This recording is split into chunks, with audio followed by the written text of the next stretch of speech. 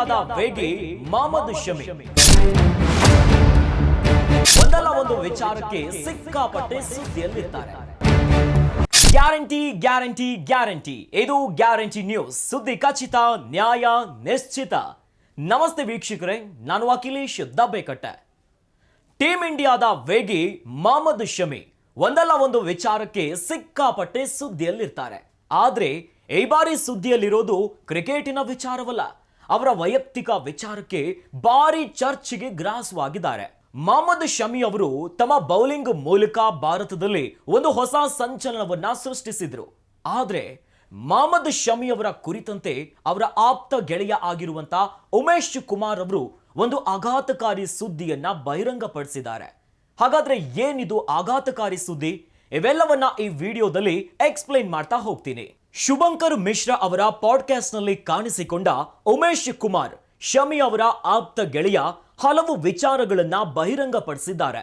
ಅದರಲ್ಲಿ ಶಮಿ ಅವರ ವೈಯಕ್ತಿಕ ಜೀವನದ ಕೆಲ ವಿಚಾರಗಳು ಕೂಡ ಒಳಗೊಂಡಿವೆ. ಇನ್ನು ಸಂದರ್ಶನದಲ್ಲಿ ಮಾತನಾಡಿದ ಉಮೇಶ್ ಕುಮಾರ್, ನಾನು ಶಮಿ ತುಂಬಾ ಆಪ್ತರು, ನನಗೆ ಅವರು ಚೆನ್ನಾಗಿ ಗೊತ್ತು. ಅಂದು ಅವರ ಪತ್ನಿ ಹಸಿನ್ ಜಹಾನ್ ಮಾಡಿರುವ ಆಘಾತಕಾರಿ ಆರೋಪಗಳಿಂದ ನಿಜಕ್ಕೂ ಶಮಿ ಸಂಪೂರ್ಣ ನಲುಗಿ ಹೋಗಿದ್ರು. ಮೊಹಮ್ಮದ್ ಶಮಿ ಮ್ಯಾಚ್ ಫಿಕ್ಸಿಂಗ್ ಮಾಡ್ತಾರೆ ಎಂದು ಹಸಿನ್ ಜಹಾನ್ ಮಾಧ್ಯಮದ ಮುಂದೆ ಗಂಭೀರ ಆರೋಪವನ್ನ ಮಾಡಿದ್ರು. ಈ ವೇಳೆ ಶಮಿ ನನ್ನ ಮನೆಯಲ್ಲೇ ಇದ್ರು. ಈ ಸುದ್ದಿ ಕೇಳಿ ಅವರಲ್ಲಿ ಉಂಟಾದ ಮಾನಸಿಕ ತಳಮಳಗಳನ್ನ ನಾನು ನೋಡಿದ್ದೇನೆ. ಈ ಗಂಭೀರ ಆರೋಪದಿಂದಾಗಿ ಮೊಹಮ್ಮದ್ ಶಮಿ ಅವರ ನೆಮ್ಮದಿಯೇ ಹಾಳಾಗಿತ್ತು.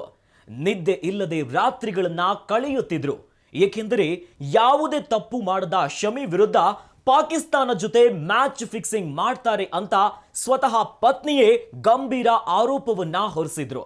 ನನ್ನ ಪ್ರಕಾರ ಮೊಹಮ್ಮದ್ ಶಮಿ ಎಲ್ಲವನ್ನ ಸಹಿಸಿಕೊಳ್ಳಬಲ್ಲರು, ಆದರೆ ದೇಶಕ್ಕೆ ಮೋಸ ಮಾಡುವಂತ ಕೆಲಸಕ್ಕೆ ಕೈ ಹಾಕಲ್ಲ. ಅಂತಹ ಆರೋಪವನ್ನ ಸಹ ಸಹಿಸಿಕೊಳ್ಳಲ್ಲ. ಹೀಗಾಗಿಯೇ ಫಿಕ್ಸಿಂಗ್ ಆರೋಪದಿಂದ ಅವರು ವಿಚಲಿತರಾದರು. ಅದನ್ನ ಅವರಿಗೆ ಅರಗಿಸಿಕೊಳ್ಳಲು ಸಾಧ್ಯವೇ ಆಗಿರಲಿಲ್ಲ. ಹೀಗೆ ಹಸಿನ್ ಜಹಾನ್ ಬೇಕಾಬಿಟ್ಟಿ ಮಾಡಿದ ಆರೋಪದಿಂದ ಮೊಹಮ್ಮದ್ ಶಮಿ ಸಂಪೂರ್ಣವಾಗಿ ಕುಗ್ಗಿ ಹೋಗಿದ್ರು ಅಂತ ಮೊಹಮ್ಮದ್ ಶಮಿಯವರ ಆಪ್ತ ಉಮೇಶ್ ಕುಮಾರ್ ತಿಳಿಸಿದ್ದಾರೆ. ಇವೆಲ್ಲದರ ನಡುವೆ ಮ್ಯಾಚ್ ಫಿಕ್ಸಿಂಗ್ ಆರೋಪದ ಬೆನ್ನಲ್ಲೇ ಶಮಿ ಮಾನಸಿಕ ಸಮತೋಲನವನ್ನ ಕಳೆದುಕೊಂಡಿದ್ರು. ಅಲ್ಲದೆ ಆತ್ಮಹತ್ಯೆ ಮಾಡಿಕೊಳ್ಳಲು ಯೋಚಿಸಿದ್ರಂತೆ. ಅದೊಂದು ದಿನ ಬೆಳಗಿನ ಜಾವ 4 ಗಂಟೆಯಾಗಿರಬೇಕು. ನಾನು ನೀರು ಕುಡಿಯಲೆಂದು ಅಡುಗೆ ಮನೆಗೆ ಹೋಗಿದ್ದೆ. ಅಂದು ಶಮಿ ಕೂಡ ನಮ್ಮ ಮನೆಯಲ್ಲೇ ಇದ್ರು.